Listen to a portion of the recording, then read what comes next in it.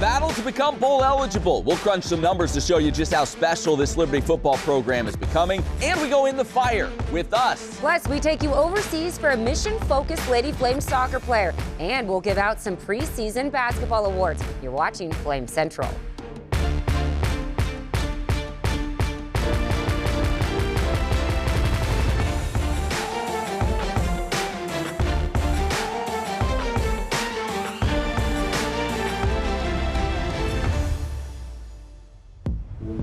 A win is a win is a win, and Liberty football has 6 of them after their homecoming nail-biter. More on that in just a moment, but first, welcome to Flame Central, your home for all things Liberty athletics.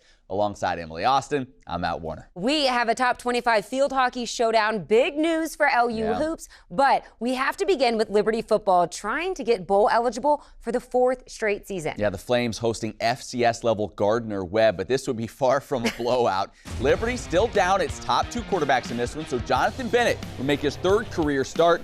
And would he ever throw a great ball early on? First quarter, he sticks it in there to the tight end, Jerome Jackson. All he does is score touchdowns. Liberty out in front in this one, 7-0. It was 7-7 now in the second quarter when Bennett gonna send it deep. 2 receivers in the area. It would be Noah Frith that ends up hauling it in, a 60-yard strike. And that would set up a short touchdown plunge for Shedro Lewis. That touchdown would make it 14-7 Flames. It was 14-10 early in the third quarter when those running Bulldogs, they would take the air out of Williams Stadium with this touchdown grab from TJ Luther. He had 131 yards receiving in the game, and suddenly Gardner-Webb is leading. They were up 20-14, in fact, in the fourth quarter. Was it time to panic? No, it was not. Bennett with the great throw here against the grain. A fantastic grab from Day Hunter. He would take it all the way down to the 3-yard line, where eventually he would walk it in for the go-ahead score to make it 21-20 Liberty. Now, there was still time for Gardner-Webb to come back, but the Flames defense, it would seal the deal. A Dejon Anthony interception would ice it, and Liberty finds a way to get the win, 21-20, moving to 6-1 on the year and becoming bowl eligible for the 4th year in a row. Man, to be bowl eligible for fourth straight year this early in the season, I think it's a remarkable accomplishment with the schedule we've played. I think we've played some pretty good teams, and we haven't played our best football yet. And I'm excited to try and see if I can get us to play our best football for the remainder of the season. There ain't nothing like going to a bowl game, man. I'm excited. And honestly, everybody's like, yeah, we got a bowl game, but we still got 4, 5, 6 games left. It's nice to have and have it solidified, but that don't mean we're going to change our approach for the games to come. All right, so the Flames bowl eligible for a 4th year in a row, and Liberty now only the 3rd program ever to become bowl eligible in its first 4 years after making the transition to FBS. If you like that stat, you're going to love this next piece as Emily takes a deeper look at what the Flames have accomplished under Hugh Freeze. And just like that, Liberty football is bowl eligible for the 4th straight season. The Flames are one of 16 teams in the country that are already bowl eligible this early in the year. Much thanks to this guy, head coach Hugh Freeze, along with a strong supportive staff behind him. Liberty has had 2 starting quarterbacks go down with injuries and still managed to beat some pretty darn good football teams. Not to mention, just a 2-point conversion away from taking down ACC's Wake Forest. But before we get to the big picture of what Freeze has done to build this program, let's focus in on this particular season. 2 words: the defense. Co-coordinators Josh Aldridge and Jack Curtis have these boys playing. Tips and overthrows, gotta get those, and Liberty has. The Flames rank 1st in the nation in takeaways, 2nd in both team sacks and tackles for loss, and 3rd in interceptions. Now, let's zoom out. Liberty has won 8 or more games in each of its previous 3 seasons under Coach Freeze. Not good enough? How about 1 of 5 FBS teams in the nation that have won a bowl game each of the last 3 seasons? Pretty good company to me. After winning its 3rd straight bowl game, Liberty joins App State as the only teams to win bowl games in each of their first 3 years after transitioning to the FBS from FCS.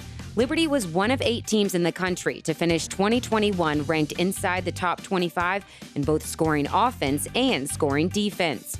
Liberty has also finished the last 2 seasons ranked number 11 in the country in total defense. And players are taking notice. There have been 24 transfers added since 2019, including impact players like Malik Willis, Dennis Asagade, Day Hunter. The list goes on and on. So let's celebrate because the Flames are going bowling again. And with 5 games left, there's still so much more to accomplish. You just heard a lot of defensive stats, and this LU defense was a big focus of our discussion on this week's Flame Central podcast powered by Alcova Mortgage. Joe Yock broke down some of the key pieces that have led to their success. Okay, first of all, Mike Smith is an animal. Yeah. I mean, that dude was all over the field. And it's not just that he's super athletic and run. You can tell that guy's in the film room. He's preparing. He sees things. He sees things before they happen. And then he's on it like that. But they're getting Kendi Charles, Saganay, they're getting pushed. And then you got, Darrell Johnson on the one end, the Rev, Christian Zach. Yeah, he played well. He played really, really well. And then you got those two backers in the middle with Mike Smith and Ahmad Walker. They're able to shut everything out horizontally. You're getting great push up the middle and pass. And then you got guys like Rock'em Rahimi, Javon Scruggs, Chris Mayenson, who's sometimes the best corners are the corners you don't hear about. You don't talk about, right? Right. Doesn't get much done on them. And so, yeah, between those guys and with that kind of push, you put a lot of pressure on quarterback, and then you got the guys in the secondary. It's not by chance that they've had that many turnovers. Do you love good conversation, incredible personalities, and listening to exclusive inside info on the Flames football team and all other things Liberty Athletics? Well, do I have quite the treat for you. The Flame Central podcast powered by Alcova Mortgage.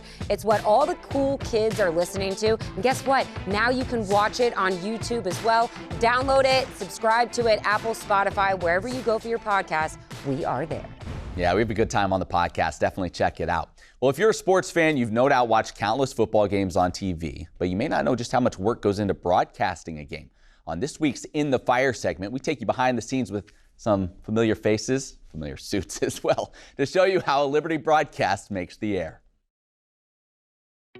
When it's a home week, there's some extra juice when you get to the office, for sure. And just knowing that, you have to make the most out of your time every single day to learn as much as you can about whoever Liberty's playing. The Flames are finally back home on the mountain, and it's homecoming. That's right. Gardner Webb is coming to town, and LU is only one victory away from being bowl eligible. I think our podcast is great because it helps you kind of digest what you saw. Maybe you get some other opinions from Joe or Emily that maybe you didn't think about. And then, yes, you start spinning it forward then. Okay, so what do we expect moving forward? And I found the more you start talking through these things, just the more you kind of get a better grasp of it and you remember it better. And the podcast kind of helps us do that and helps us get ready and get primed for the game ahead on Saturday.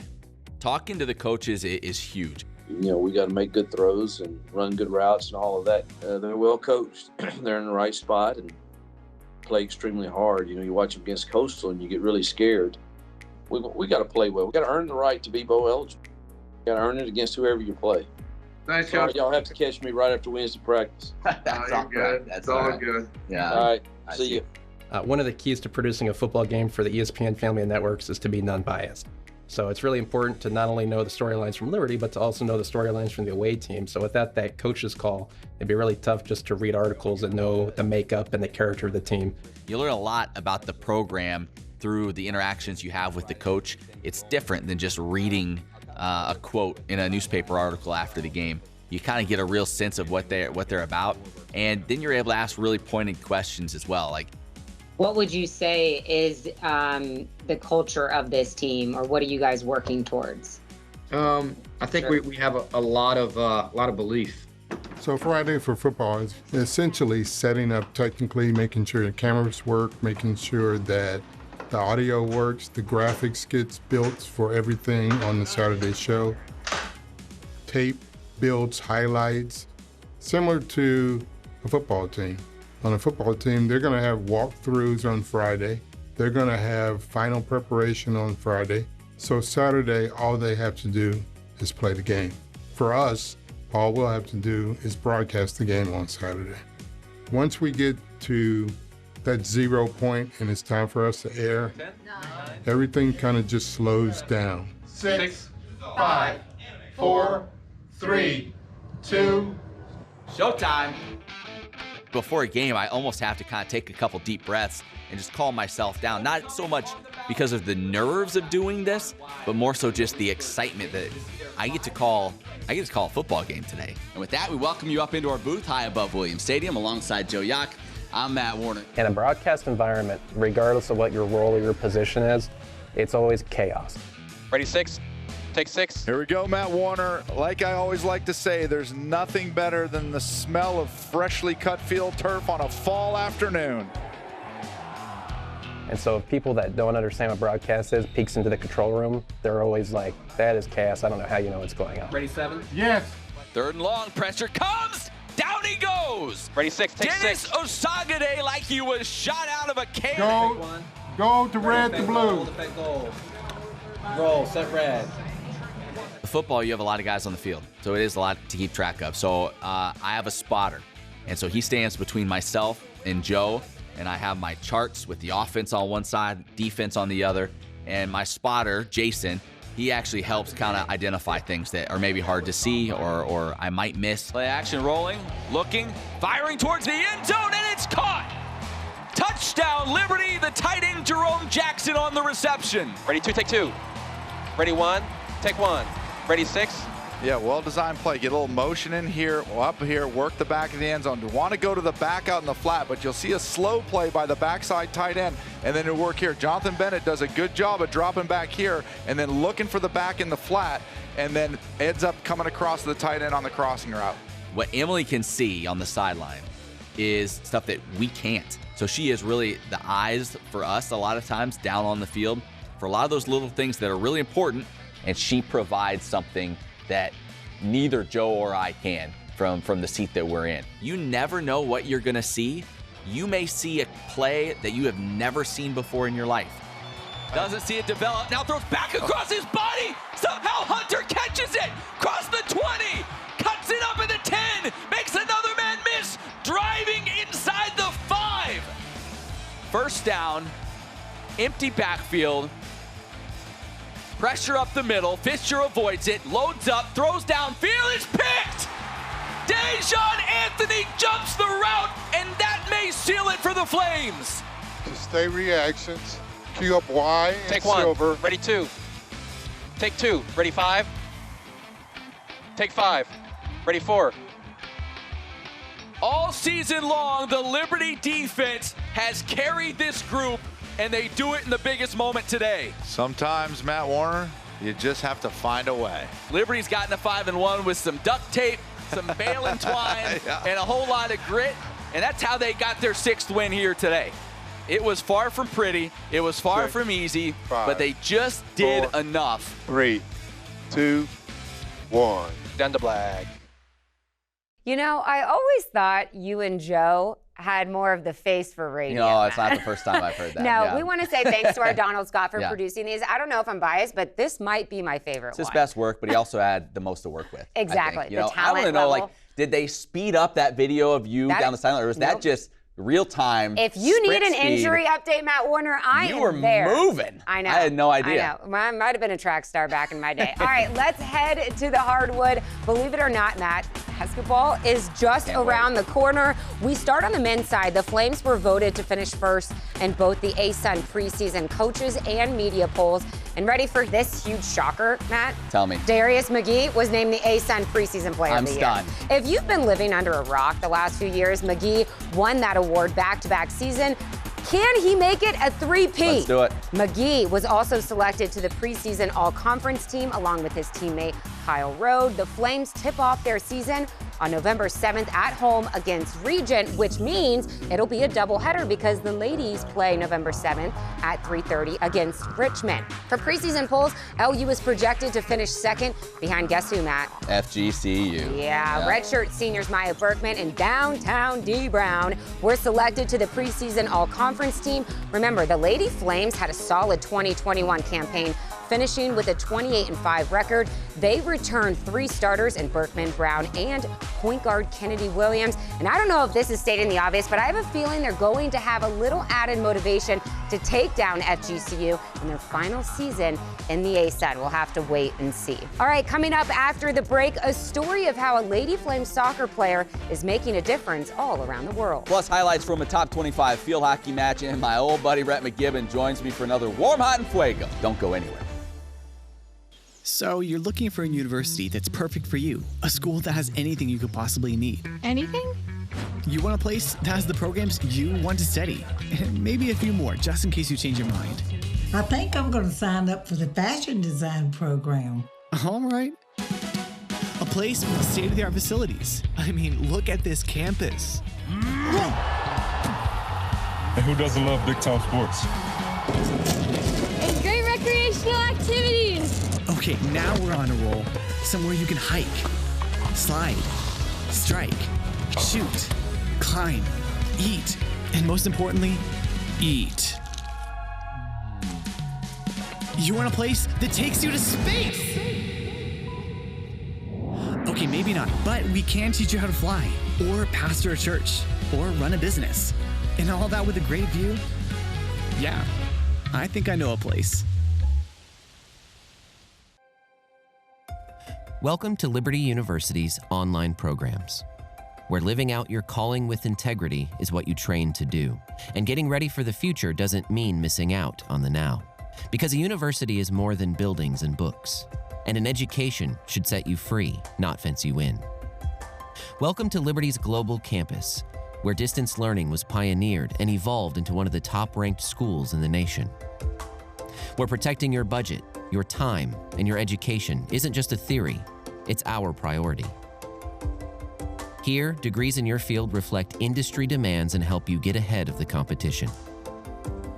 Where college comes to you, but you can come to college too. Game day, homecoming, graduation day. Your school, your values, your experience, your choice. Welcome to Liberty University, where we train champions for Christ.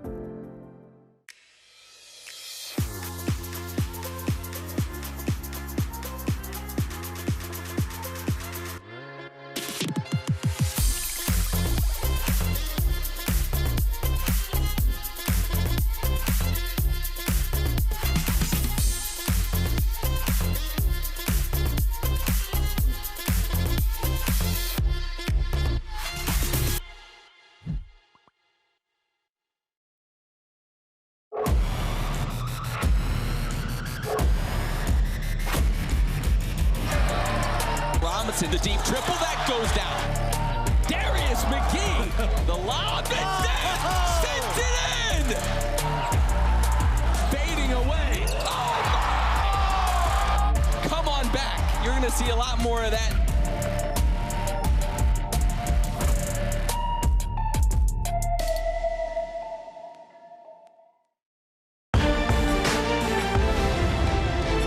Hey, welcome back to Flames Central. Liberty Field Hockey came into the week ranked number 16 in the country. They're trying to finish the regular season strong. They get a tough test in their final home game, however, as number 7 Virginia made the trip down from Charlottesville. Not a lot of offense in this one, but it would be the Lady Flames striking first. On LU's only penalty corner of the game, they find the back of the cage, Jody Connolly putting Liberty on top 1-0. But UVA, which had 11 penalty corners, managed to deliver on 2 of them. Noah Boderman tied it up in the 18th minute of play. And then Adele Akabuchi would do what Adele Akabuchi does. She would put the Cavaliers in front in the 4th. And that would be that. Liberty falls in a tight one, 2-1. They'll now close out the regular season with back-to-back road matches. All right, to the volleyball courts. Liberty hosted North Florida on Sunday and had to dig deep for a victory. Get it, Matt? No. All right. UNF held a 2-1 match lead before the Lady Flames said, "Not on my home court." Liberty out-hit the Ospreys 234-189, while Cameron Backus led all players with 18 kills. LU raced out to a 4-0 lead with Delaney Dofer on serve in set 5. Dofer recorded her 11th double-double of the season, and the Lady Flames would continue to dominate late. Thanks in part to 4 kills, 1 dig, and 2 blocks from Lydia Burtz. They get the 5-set win and will head to sunny Florida for a pair of ASUN matches up next.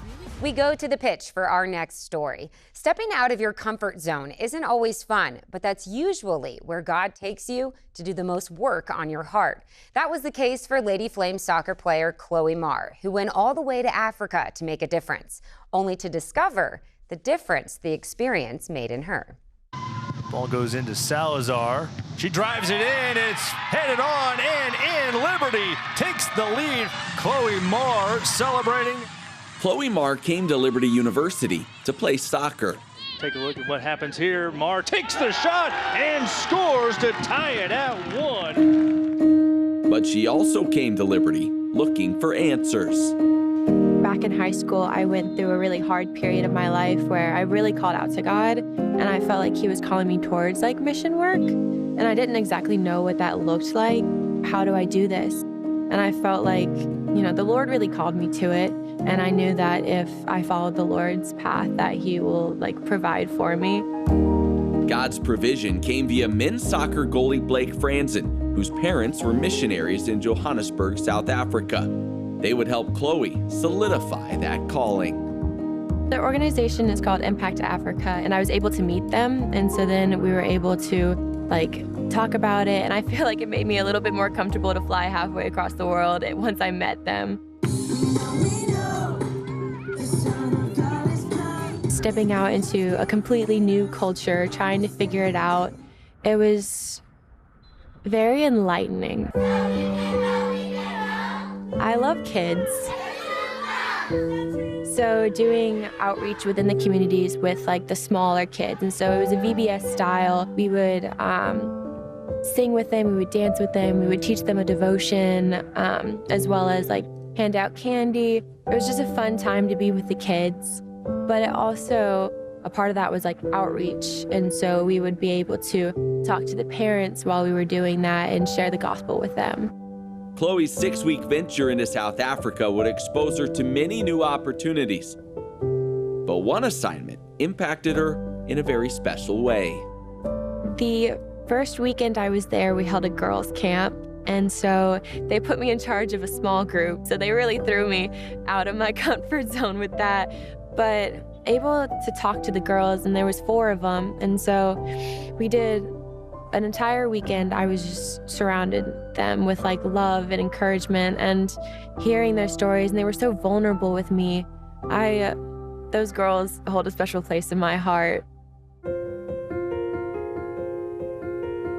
And what Chloe experienced during her time on the mission field continues to impact her life, even now. The trip has changed me in a lot of different areas. I think going out into the communities and talking to the women that were there, that were living there, and hearing their stories, it definitely puts it into perspective of like how much we have here. I have a bed to sleep in. I have, you know, heating and air conditioning. I don't have to sleep on the dirt. So it definitely puts it into perspective of like how much we have here and how much we can possibly give back to them. After this trip, I definitely like feel more comfortable being able to go into a different culture. And I think that I adjust well to those cultures. But I would say I would definitely go back. And I would love to take some of my team too to come back with me, and maybe it'll spark their interest towards mission work. Just a great heart for missions from Chloe there, and thanks to Quintos for producing that piece. All right, time now for Warm, Hot, and Fuego. Top player moment from the past week in Liberty Athletics. Rhett McGibbon joins us as always. And Rhett, this time of year, it's fall. It is. What are you doing? You're going out to the pumpkin patch or maybe the apple orchard with the family. And I understand that kind of feeds into your theme. Yeah, exactly. Feeds into it is exactly right. I'm thinking about, apple desserts. It's that time of year where you gain 10 pounds. Trust me, I know about that in the past. Well, you have to. The cold weather, you got to stay warm somehow. Yeah, for sure. Right. Let's start with warm. Who you got? Azul Aristidetti Ocean. She's been unreal. She has helped the Flames set a program record with 9 shutouts this year. But I was thinking, pies, all right? Yeah, I'm always thinking that as well. Maple, you get the maple in there with the brown sugar for an apple pie, little maple flavoring. It's excellent. I had some yesterday. That's good. So good. But Big East honor roll for Azul, and I was watching her in these last couple of games. The shutout over Temple, had some big saves in that game. It's a 1-0 win, but she had to come up big. And then against UVA, it was an all-out onslaught on her in the beginning. You said 11 penalty corners earlier. She had some big saves in this. One thing that impresses me about her time and time again is just her lateral movement. Like you think, being an ice hockey goalie back in the day, you can slide back and forth. Not her. She's got to get up and scamper left to right. She is unreal at that, and still one of the best goalkeepers in the nation. Yeah, she has been so much fun to watch throughout her career. Some big-time saves, even going back to last year in the postseason. Oh, for sure. All right, from warm we go to hot. Who's your pick here? All right, I'm going to go pie first. The apple crumble is next. You know it has the crumble on top? Right. It's kind of more of a Pennsylvania thing. You're speaking my love Yeah, language yeah, right exactly. now. All right. No relation to you, Kayla Werner. Yes, on cross let's make country. that clear. Yeah, No favoritism being shown here. Exactly, yeah. Right. But she is a local girl. I don't know what it is about girls from Forest or young men from Forest. They can run. Like, Liberty has been able to find some really talented athletes in the local area. Do they not have bikes? Maybe they don't have bikes in that area. They just have to run. Yeah, I don't know. Maybe there's not enough road on the room on the side that they. I'm not exactly sure. But second time this season, she's the ASUN Freshman of the Week. Only other freshman to get more than one is Ackley, so she's in great company with that personal best of 20 minutes 58.3 seconds in the 6K. Only the sixth Liberty female to do it under 21 minutes. So good freshman season for her. All right, finally now in Fuego Red, our highest honor goes to who? It's Mike Smith Jr. This young man has just been great as of late. Reminds me of Apple Chris. I don't think he can beat Apple Chris. You can't. That's a you top really of the can't. food chain. It really is. But Mike Smith Jr., this last game, 3 tackles for loss, led the team in tackles all season long. He has just been dominant. You look at Liberty in these JUCO transfers at the linebacker position. Last year he had Story Jackson come in. He was unreal. Now you get Mike Smith come in. And his, again, lateral ability going sideline to sideline allows the D-line to pin the ears back and get after the quarterback. So he has been, I don't know if you'd say he's been a pleasant surprise in the sense that I believe the Liberty coaching staff knew this was going to happen. But for fans watching, wondering, what are we going to do at linebacker again this year? He has been lights out. They are loaded at linebacker this season and next season. It's going to be that's pretty good as well. All right, Brett, great job as always. Let's go get some pie. All right, still to come, we bring you a Flames Fantasy League update. Is Emily's lead in jeopardy? You'll have to stick around to find out.